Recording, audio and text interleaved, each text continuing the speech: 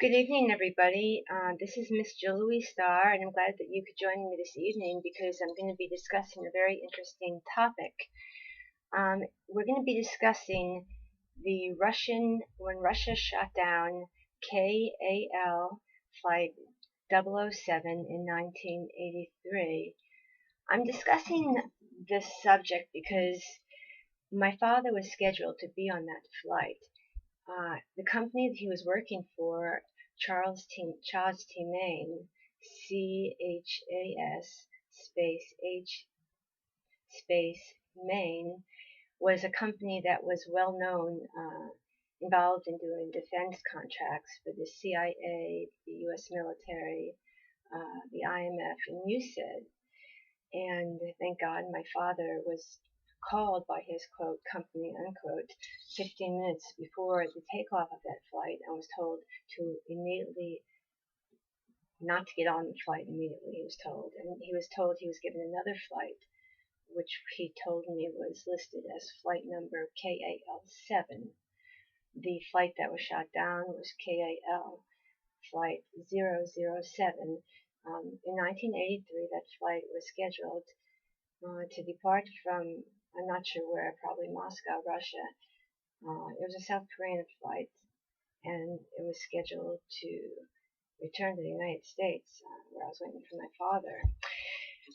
We've never really heard the summation of what really happened, and a few years ago, me and my father was visiting me here in New Jersey, and we were sitting in my room, and I know that my father was involved in a lot of interesting governmental projects, many of which I witnessed myself in Indonesia in the early 1970s.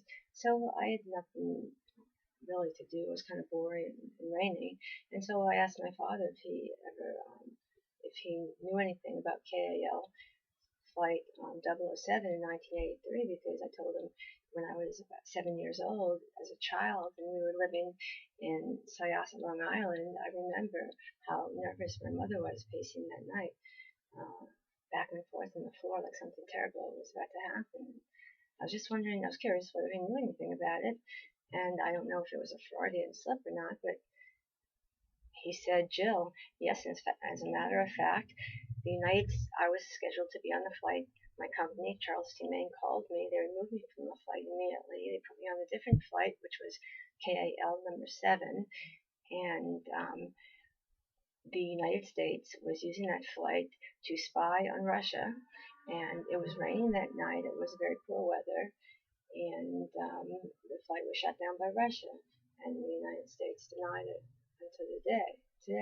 As far as I know, they never stated that. I never heard any news report that, but that's what my father said. He said it was true, and he said he knew what he was just talking about. I was kind of shocked and taken by surprise, of course, that my father, no one in the world has heard anything about this. The United States here is denying having anything to do with spying, using that flight as a spy flight, because all the civilians were killed on that flight. And here my father is solving the mystery for me right in my room 2 years ago. So I was thinking to myself, my gosh, how cold-hearted can you get? I'm thinking, I didn't see any emotion on my father at the time. And I was thinking, my gosh, how could someone, take it so lightly or not have any emotion? I almost broke down in tears. And I said all those civilians just died in the cold, freezing water. And the U.S. government did this. And he said, yeah. And I believe him because Mr. John Perkins, also worked for Charles T. Main, and he wrote a book called Confessions of an Economic Hitman about the many terrible things the company had been involved with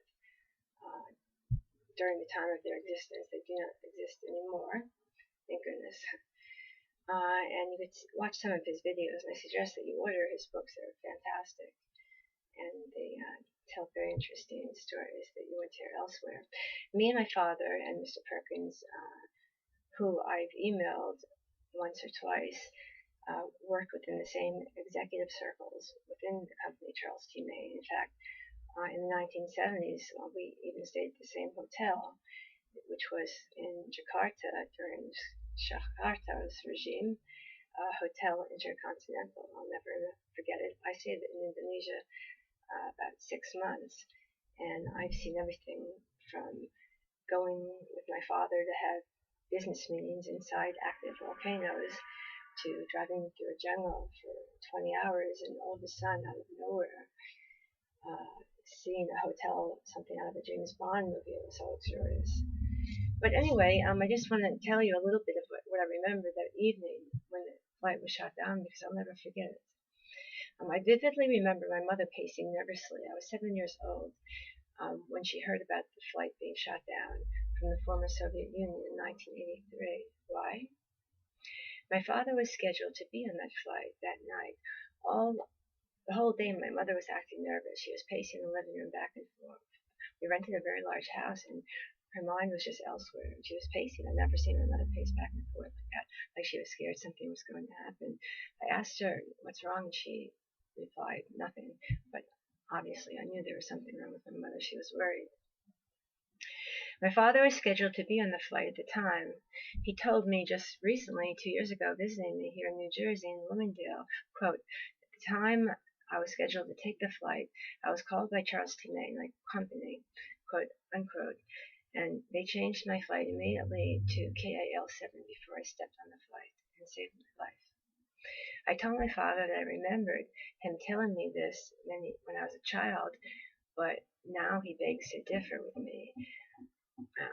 Anyway, I remember him missing the flight because he told me a few summers ago that his company called him rescheduling the flight back to America from Korea, originally scheduled for that date a week later in KL number 7, not 007. So did my father solve the mystery insofar as why the flight was shot down by Russia in 1983?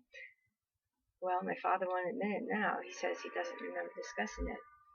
So we know that CIA agents and people affiliated with intelligence in America go to their death, and they're not supposed to even tell their families anything about their work. So there you go.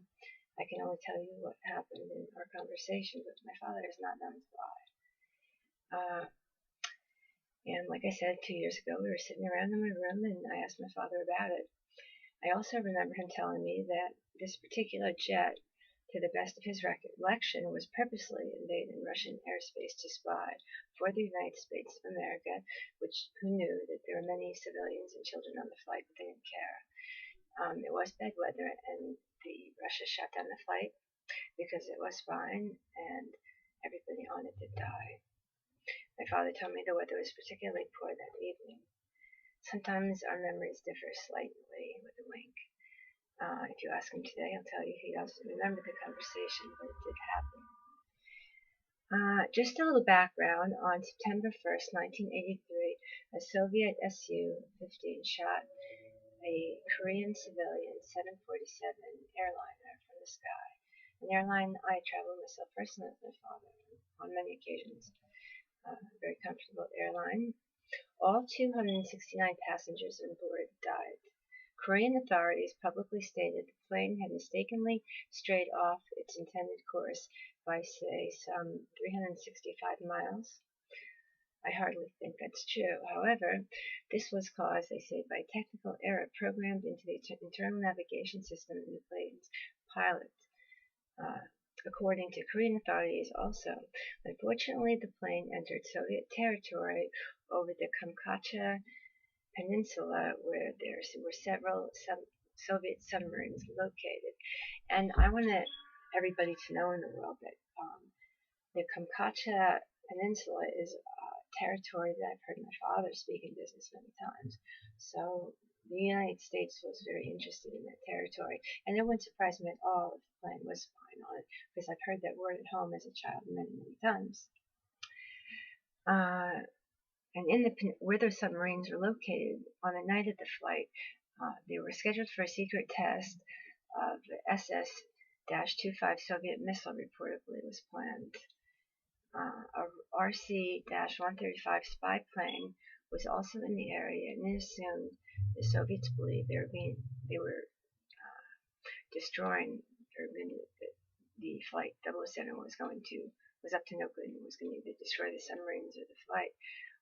RC-135, and it was a spy plane. It was shot down and everybody perished. In 1996, an interview in the New York Times showed. It, it was an interesting article. I forget the person's name. He said the civilian airliner could have had a military use, and he believed to this day his name was Mr. Osipovich, according to the interview, that the plane was used as a spy mission. And the serious fallout, diplomatic fallout between the United States and Soviet diplomatic relations ensued for many, many years. And I think until this day, it was never solved until right now. And I do believe I am telling the world the correct story. Thank you, and have a good evening.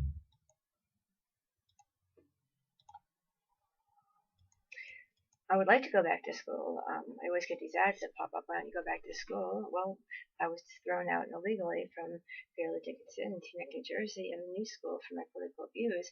I'd love to get a job or work in some capacity if my doctor says it's okay. If anyone wants to give me a job offer, I'm all ears. Thanks.